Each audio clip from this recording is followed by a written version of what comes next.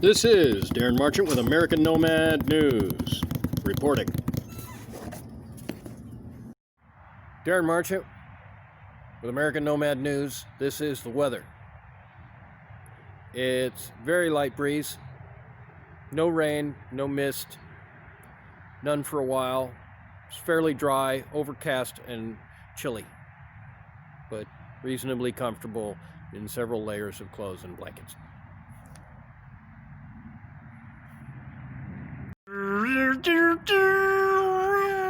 This program sponsored by the people on the off-ramp who give me money. Hello, everybody. This is Darren Martian with American Nomad News. I've been working on this idea for a while. Mostly in the noggin, because when you got to carry everything around in a backpack and the whole world goes crazy around you, your only wealth is your knowledge. Because everything else they'll just take from you. And you get to the point where you don't care about property because there's no point in caring about something that's just going to get taken from you or prevented. So I eat every day, and I'm grateful to God.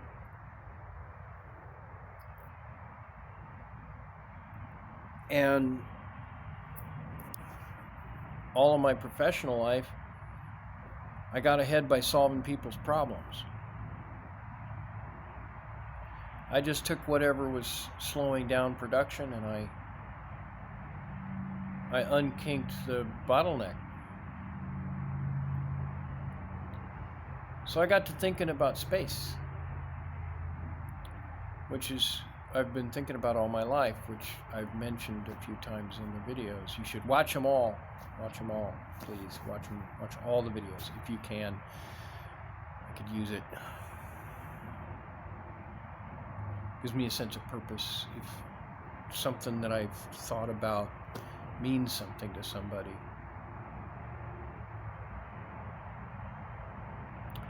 Met this kid named Anime Freak. And I went back and I looked at his videos, and they're 4 years old. All of them are, he just quit. And he had kind of this pessimistic attitude. And yet when he talked to me, when he sent his couple of messages to me, they were really positive and reinforcing, and I think that's one of the things that we do in our lives, is that we are our own worst critic and we encourage others, or vice versa. So Anime Freak, if you're out there, man, God bless.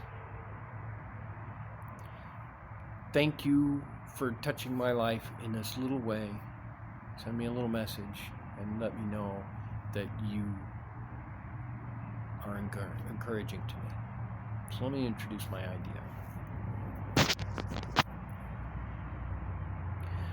So, a couple of things that I learned in manufacturing. Keep it simple, stupid. KISS. Okay? Now, I've got this on some of the other videos in kind of a little hinting, teasing kind of thing. And it's meant to be much bigger than this, but this is kind of a start. And what it is a scaffolding system. And this is just for the geometry. It's not the full mechanics of it. And the basic idea is, because all the struts are the same length, and there's really only 3 parts to the basic design of the struts of the system, they're very easy to assemble. Very, very simple and scalable. You can build it as big and in any direction you like, as long as it's equilateral pyramids. Now there's kind of a funny thing about how this works out, and you see it immediately once you build it, but you don't necessarily see it when you think about it. And that's that it works out to have these, and I don't know if you can quite pick it out, a square, a perfect square in parts of it. and they're parallel. The squares are all parallel to each other in a funny kind of way. There's a square, I don't know if I'm pointing the camera right, there's a square here, and there's two squares on this plane, and so forth. You have another square down here. See, square, two, and squares. But the basic idea is to keep it simple. And then afterwards, you have square flat panels and equilateral pyramidal flat panels. Just like, oh God, I can't think of his name. I always have a hard time thinking of his name. I want to say it starts with a B. The space guy from Vegas. I always remember he's from Vegas, and he makes these inflatable space station habitat modules. I'll think of it later. I can't pull it up right now for some reason. I can think of a lot of the other guys, but I don't know why I can't think of it. But I think he's brilliant, and he's done a great job. He's already has a module attached to the International Space Station, and it turns out that his cloth system is tougher than the International Space Station. They can take a bigger hit from a micrometeorite, and it's pretty cool stuff. And they're using it for storage right now because it's new, and NASA is scared of new stuff. And with good reason. They're working in a very dangerous and squirrely environment that's really, really different than everything that we've seen. And they kind of don't accept the results they're getting, and they're kind of risk averse. They're college educated, God bless them. They do some amazing engineering, but they have a way of cancel culturing risk and progress. And so I'm on this kick about astroponics. I thought of it a while ago, and the basic idea is that if you can have hydroponics, where the pot growers, God bless the pot growers, you're out there, and I know some of you are kind of mad at me a little bit because I went my own way on some things, but I think about you often, and I care about you guys, and you've been a deep inspiration for me for how we can solve humanity's problems with space, and therefore solve some very serious problems here on Earth. And one of those is scalability and geometric progression of agriculture. So imagine if you can build the right machines in space that can turn a big nickel iron asteroid into a whole bunch of struts, right? Lots and lots and lots and lots and lots and lots of them, right? And space has this wonderful property that stuff floats around.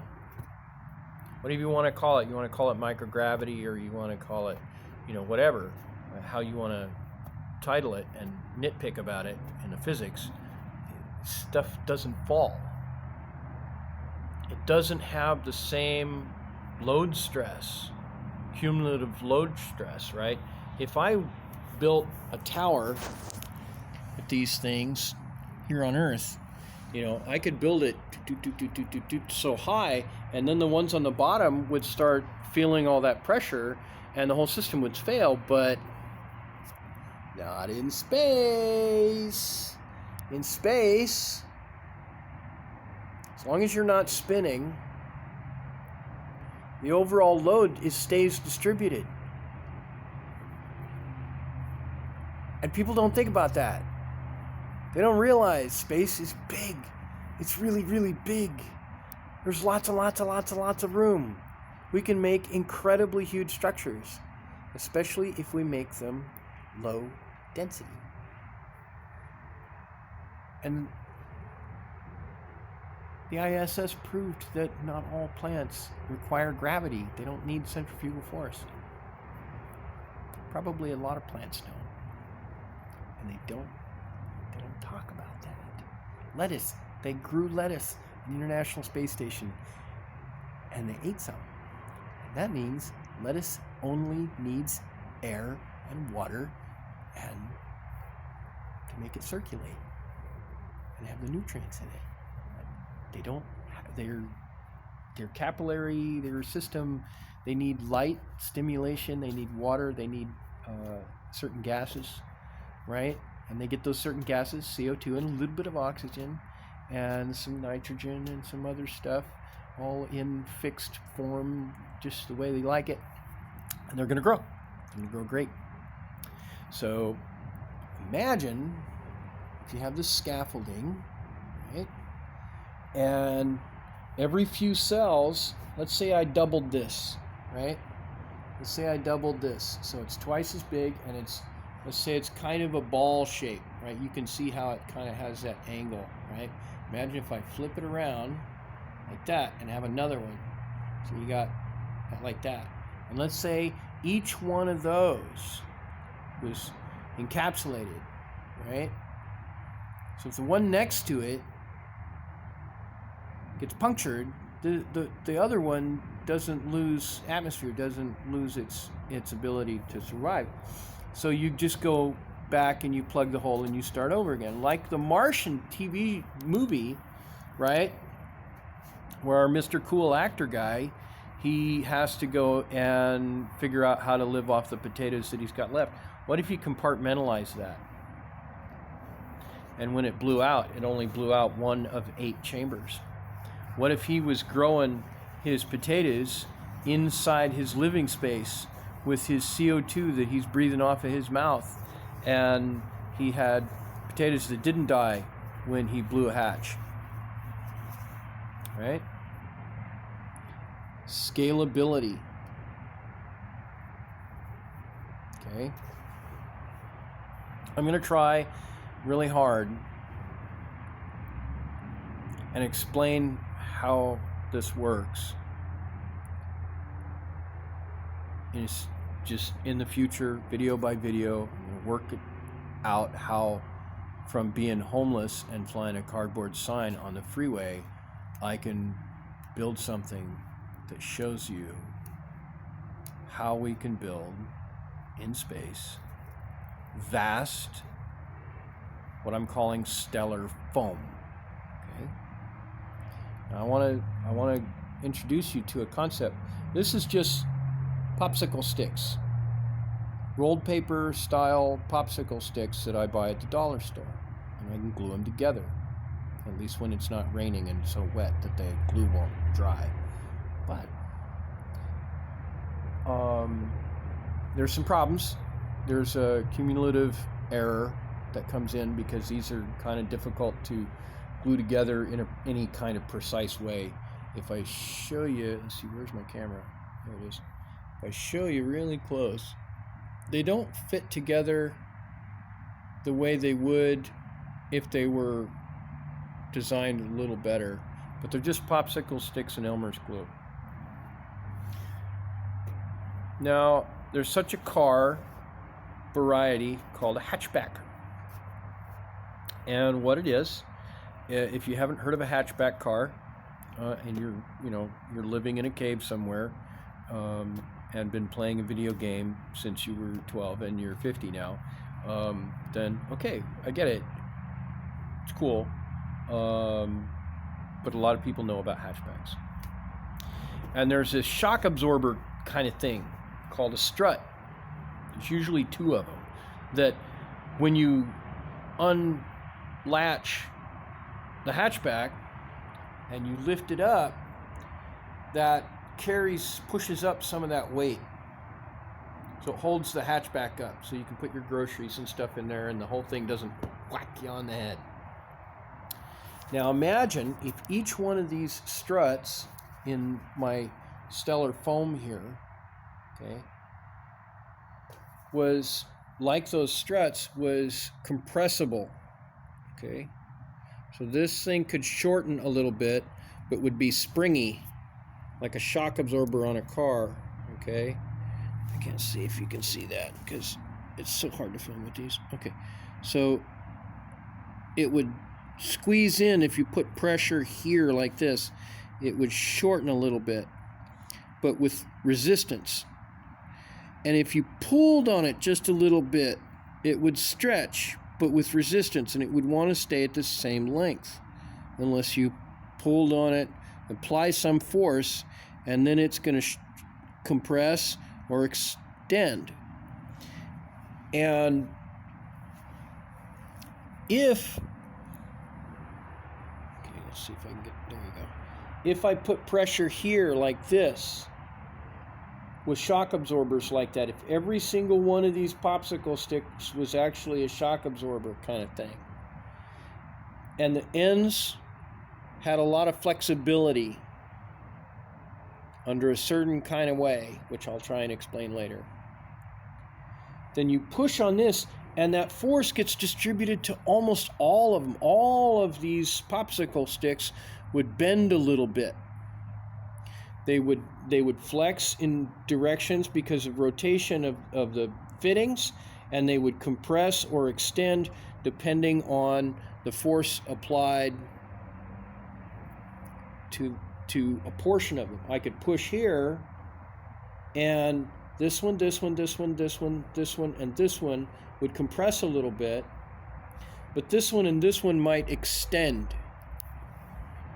Now, why is that important, and why do I call it foam? Why does that property make it foam?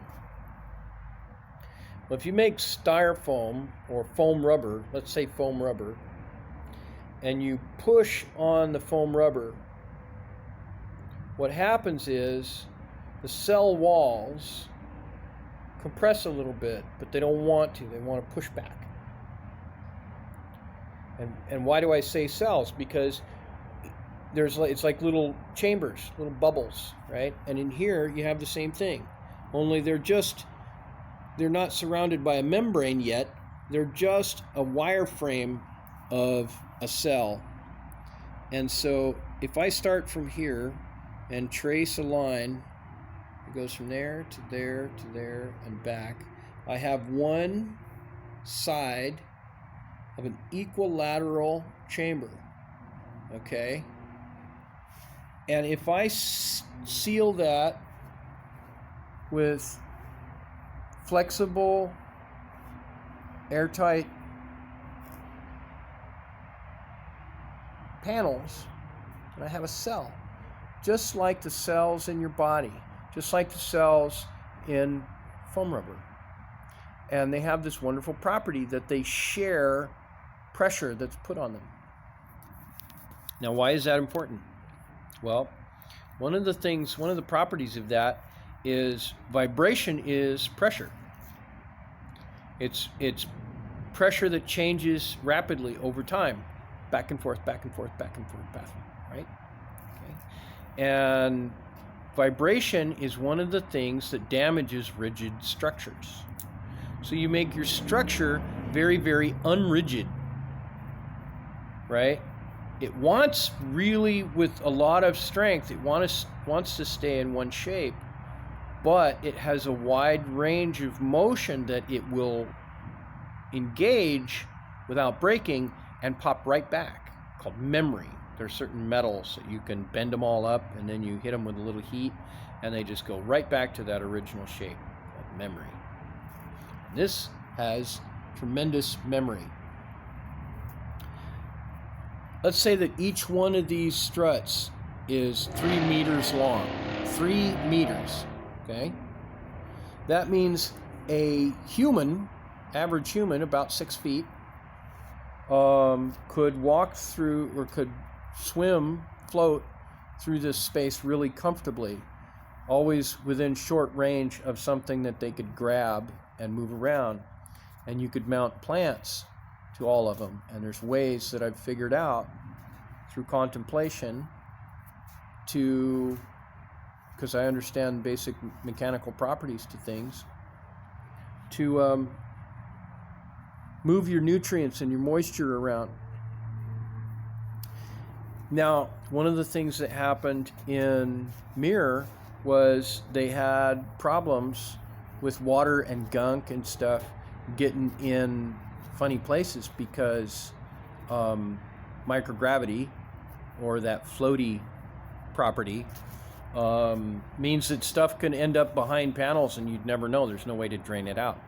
You have to open the panel up. But this is a very open system, and you can make it so anything that you need to seal up is actually watertight sealed, and so it doesn't go from one chamber to the next.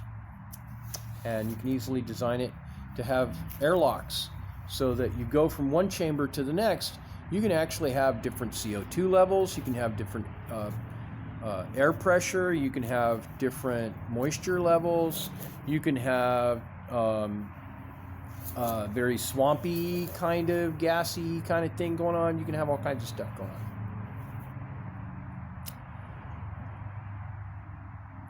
It's scalable, which means if at first you build it to, let's say that you build a 1/4 mile of this in diameter of this foam stuff, and suddenly you get a fresh supply of struts, you just keep adding them. It really kind of doesn't matter to a huge scale before it ever is a problem. And one of the things about that is, the wonderful property of foam is that you can hit it with something. One of the best bulletproof systems out there is a 55-gallon drum filled with ground up old tires, rice grain sized vulcanized black rubber from old beater tires. You get grind up in machines, and they take all the little metal pieces out, all the little nylon string out, and they grind every little bit down to the size of rice grains. They can fill up a 55-gallon drum, and you can shoot at that thing with a wide range of bullets, and they don't go very far. It doesn't even hardly affect the bullet, because it just absorbs the energy tremendously well. Foam of this nature can do the same thing for micrometeorites. You can have all the chambers that are near the outside be full of something like mine tailings, essentially sand, and have a thick, heavy-duty coating like, I can't think of his name. I'll think of his name eventually. So I should stop this video for now and wait a while and see what kind of answers I get back, and see if, and what inspirations I have to think of new things, and when I build bigger scale models, which I'm working on and planning, give you some more information. Thank you very much for joining me. God bless. Godspeed. Aim for the stars. Land on the moon. Meanwhile, in Richland Hills, Texas, other news.